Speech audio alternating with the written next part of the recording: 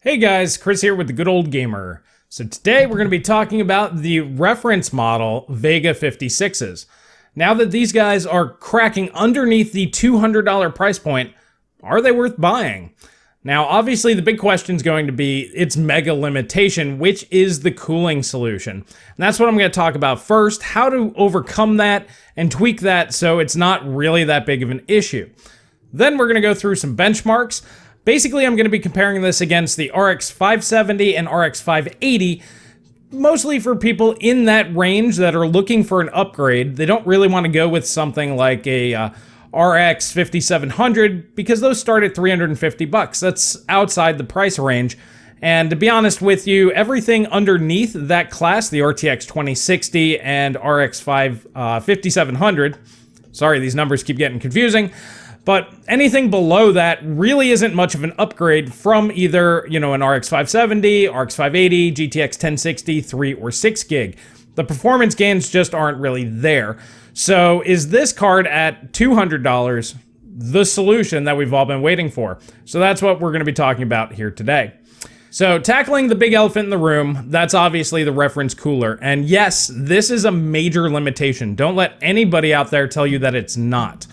Now, of course, if you get an AIB model, that's going to resolve this problem, but those are going to cost more. They charge more for them because they are better cards, because they have better cooling solutions.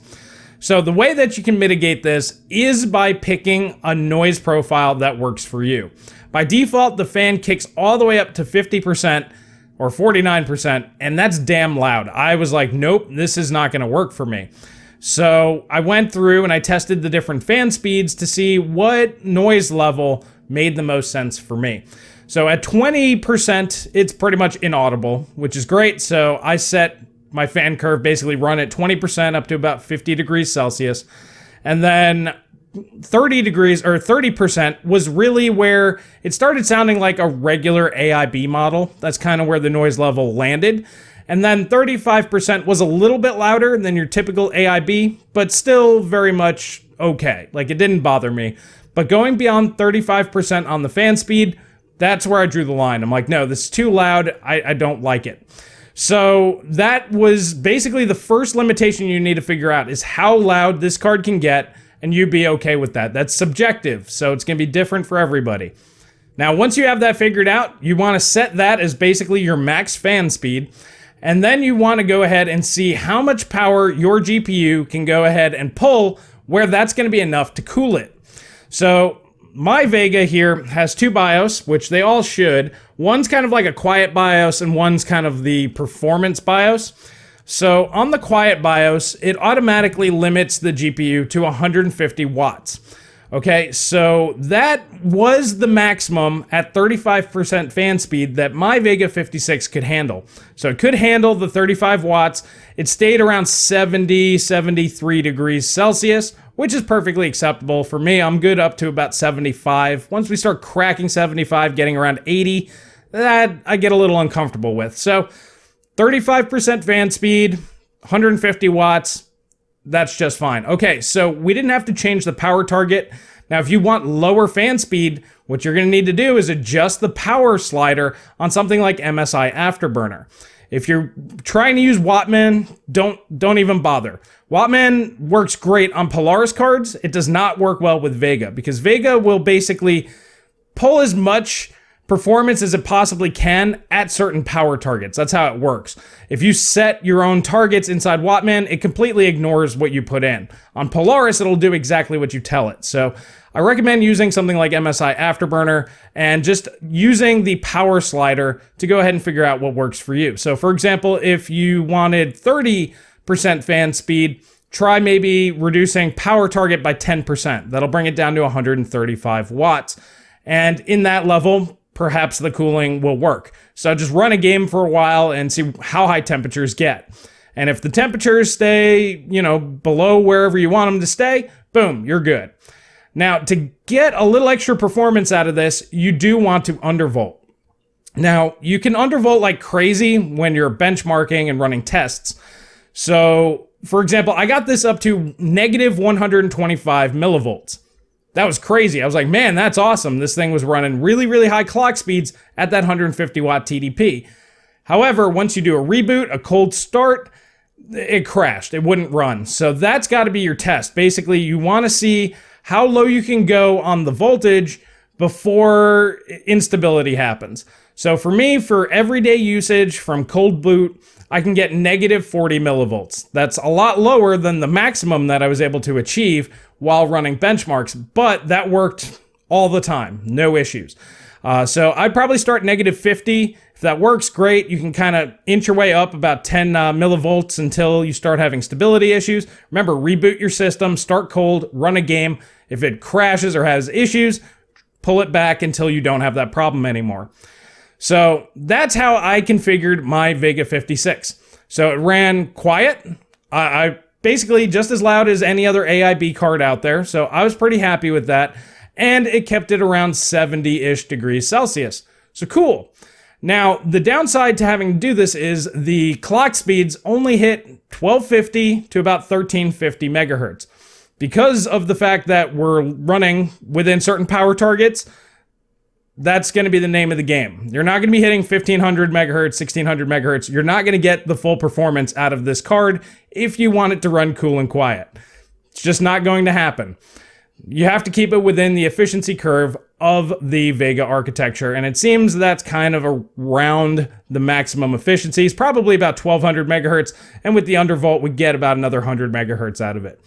So those are the numbers you're going to be looking at. This guy between 1250 and 1350 megahertz. It depends on the game. That's why I'm saying there's a range there. Some games it runs higher, some games it runs lower. It just depends on GPU demand and things of that nature.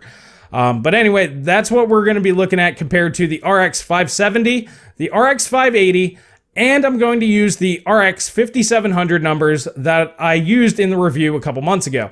Now, obviously, that's going to be using older drivers because I don't have that for retesting, but it'll give us a pretty good idea how the Vega 56, under these limitations, will compare to the RX 5700.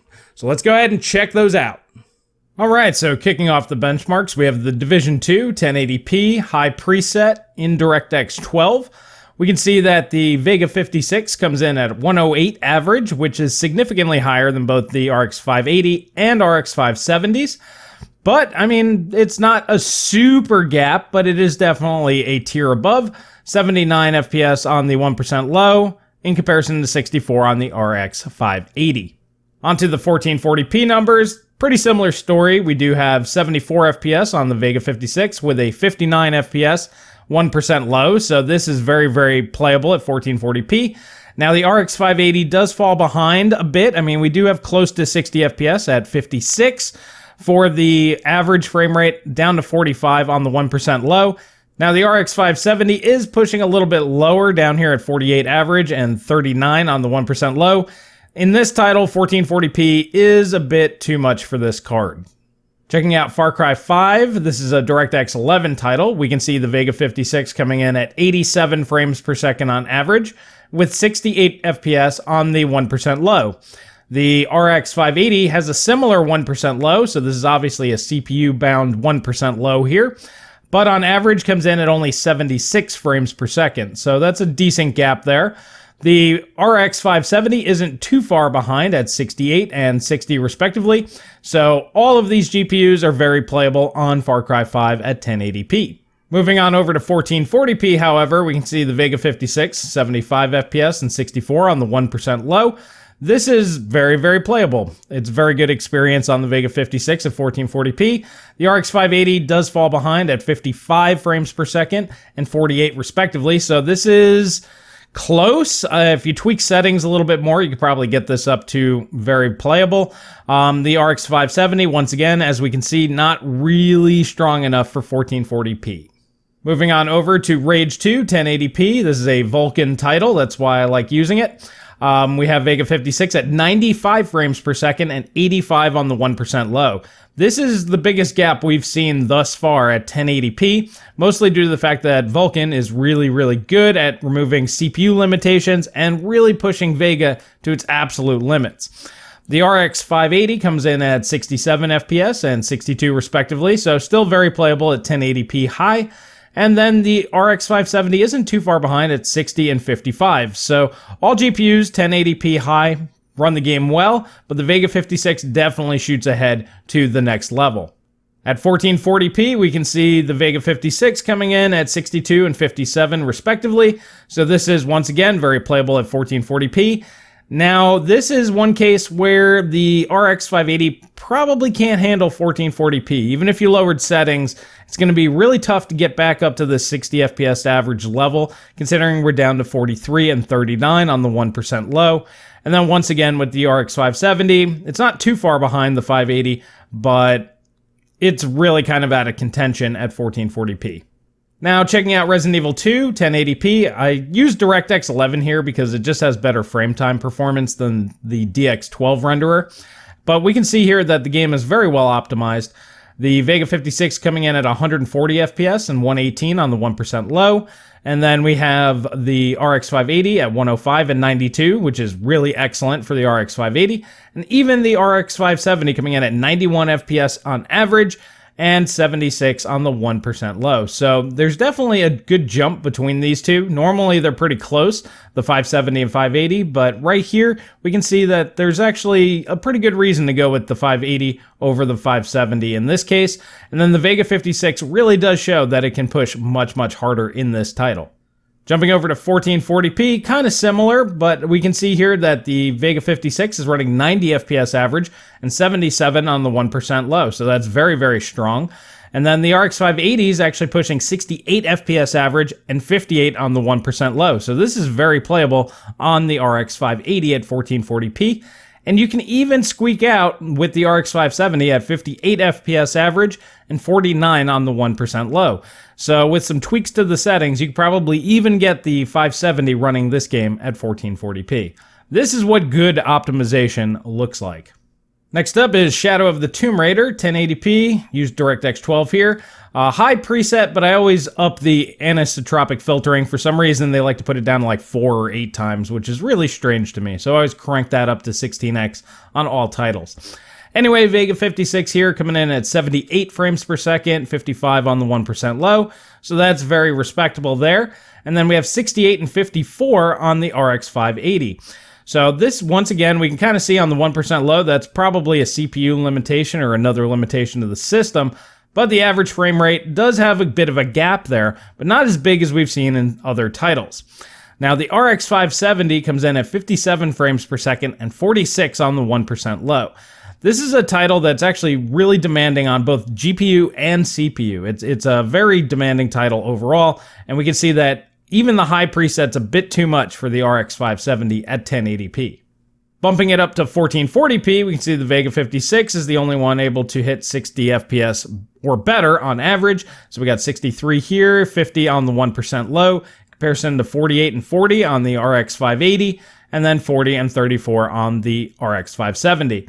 So once again, with some tweak settings, you might be able to get this close to playable on an RX 580, but the Vega 56 is playable at 1440p on Shadow of the Tomb Raider. Now this last title is a little bit older. I use The Witcher 3 to test out stabilities when I do undervolting because it is CPU and GPU intensive, so I like to go ahead and run this one and make sure it works. So I decided to throw it in here. So obviously DirectX 11, 1080p, disabled all the GameWorks stuff and the high preset. Okay, so Vega 56, 103 on average, 74 on the 1% low. As we can see here, once again, the 1% low is governed by the CPU. And then we have 89 FPS on average on the RX 580, so that's a pretty good gap right there. And then with the RX 570 coming in at 79, once again, that's a decent gap right there, and the 1% low is a little bit lower. Kicking things up to 1440p, we have 82 and 72 on the Vega 56 for the average and 1% lows. And then the RX 580 coming in at 62 and 56. This is still very, very playable for an RX 580 at 1440p. And then the RX 570 at 55 and 49. Once again, with some tweaked settings, you could probably get an RX 570 running this at 1440p. Very, very playable. So overall performance pretty strong here, but we can definitely see the Vega 56 takes the commanding lead.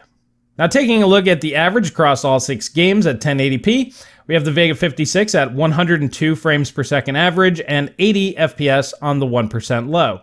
The RX 580 coming in at 81 FPS and then 69 FPS on the 1% low. This comes out to being about a 25% boost in the average frame rate. And then we have the RX 570 at 71 and 60. So obviously all of these are good for 1080p gaming, but we can see that the Vega 56 does get pretty close to that high refresh range. Taking a look at the 1440p average, the Vega 56 at 74 and 63 FPS, this is pretty much what we wanted to see. 1440p gaming on the Vega 56 is definitely doable. I mean, it is definitely a 1440p capable card, but it is a 1440p 60 card, as we can see here. The RX 580 is close to being 1440p capable, but it's not quite there in more modern titles. It's a little too demanding overall. We have 55 FPS on average and 48 on the 1% low. So if you go from like a high preset to a medium preset or a mix, you might be able to get this to work in the majority of titles, but it's not going to work in every title. And then the RX 570, unfortunately, just doesn't have the grunt to really handle 1440p. All right, and lastly, we have the Vega 56 versus the RX 5700. Now, this is using an older driver, as I don't own the card, but I used the numbers from 5 of the games that I tested on both of these. Now, this was done at 1440p Ultra, whereas the other games were tested in high. So if you're wondering if Vega 56 could handle 1440p Ultra, well, here you go. It does very well, 65 frames per second on average and 56 on the 1% low. So that's pretty solid right there. But compared to the 5700, that comes in at 74 frames per second on average in the same games and 64 frames per second on the 1% low. And remember, this is on a slightly older driver, so things may actually be even better here today. On average, the RX 5700 actually comes out to be 14% faster than the Vega 56. Now, it does come out to being $150 more, so that's something that you'd have to really consider.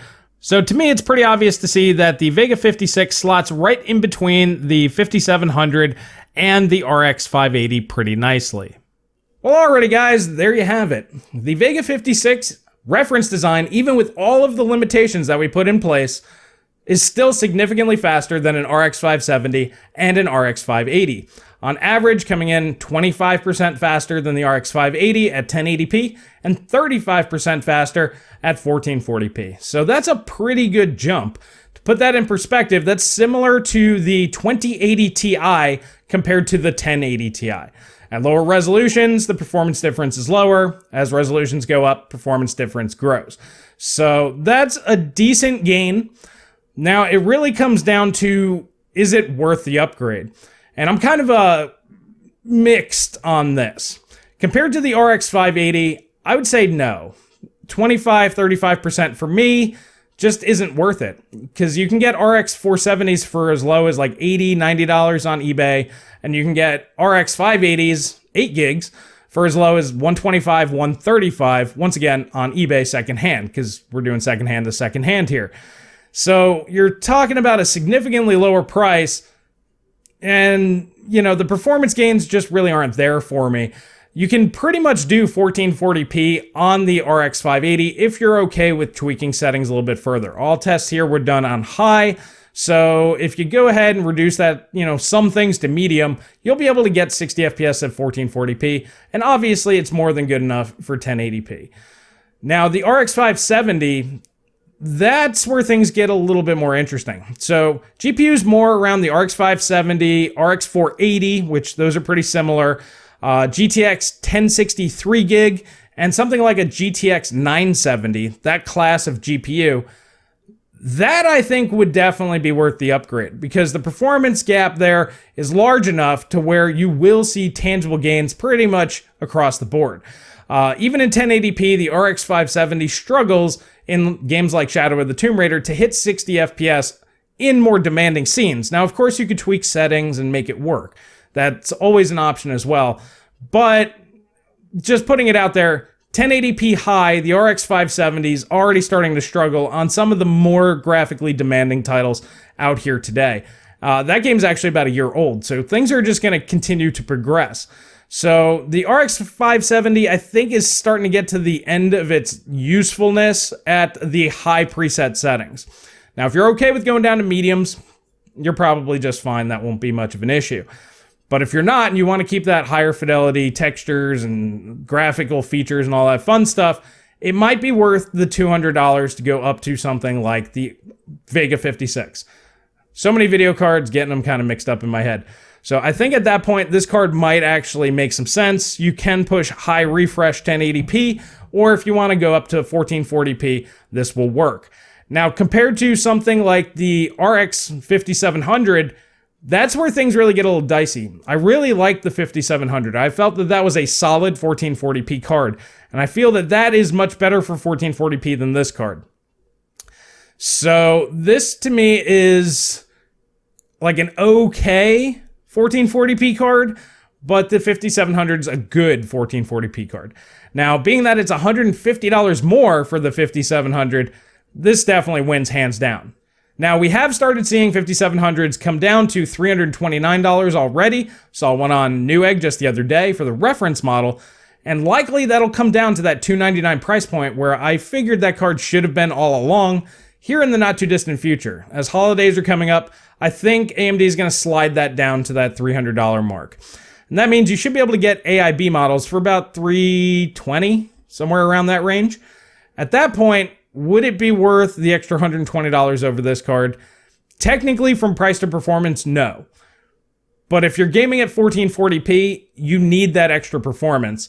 And honestly, there's no other card that's really going to give that to you at a better price point. The 5700 competes with the RTX 2060 Super, which is a $400 card, and dominates the RTX 2060. So RTX 2060 is out the window, and everything below that is also out the window. So really your only option is the 5700 or the 5700 XT if you're looking for the best value. And then of course you could always go with the 2070 Super, but then why are we worried about $200 video cards? You see where I'm going here?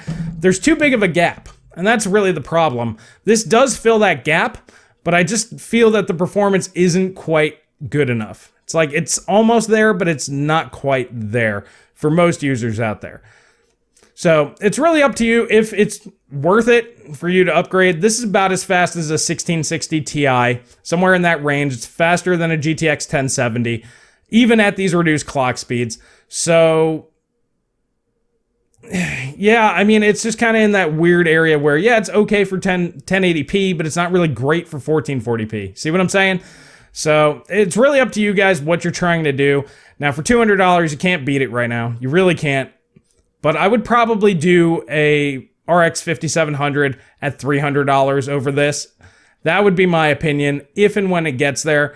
But if it takes too long and you need something right now, this is definitely the way to go. Or I would just spend, you know, the $80 or $120. I'd probably spend the $120, $130 and get the RX 580. It's just more solid than the RX 470, which is, like I said, starting to struggle at 1080p with high settings. So that's kind of where I'm at with it. Of course, use the NVIDIA equivalent. So like GTX 1060 6 gig, you know, that's kind of similar to the RX 580. If you're like, I need OpenGL stuff or something NVIDIA specific, I'd probably look that way. But the RX 580s are typically like $25, $30 cheaper.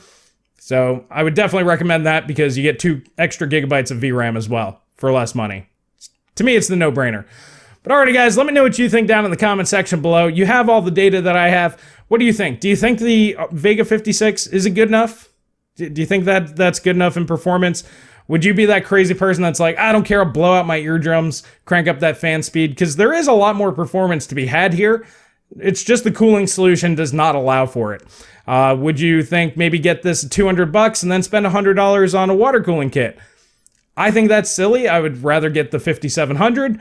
But let me know what you guys think down in the comment section below. If you like this video, please hit that like button. Please subscribe. Please share with friends. That really does help me out. If you want to help support the channel for as little as $1 a month, that helps me get this stuff on hand so I can do videos like this. And I really do appreciate your guys' support. That's all I have for today. And we'll catch you guys in the next video.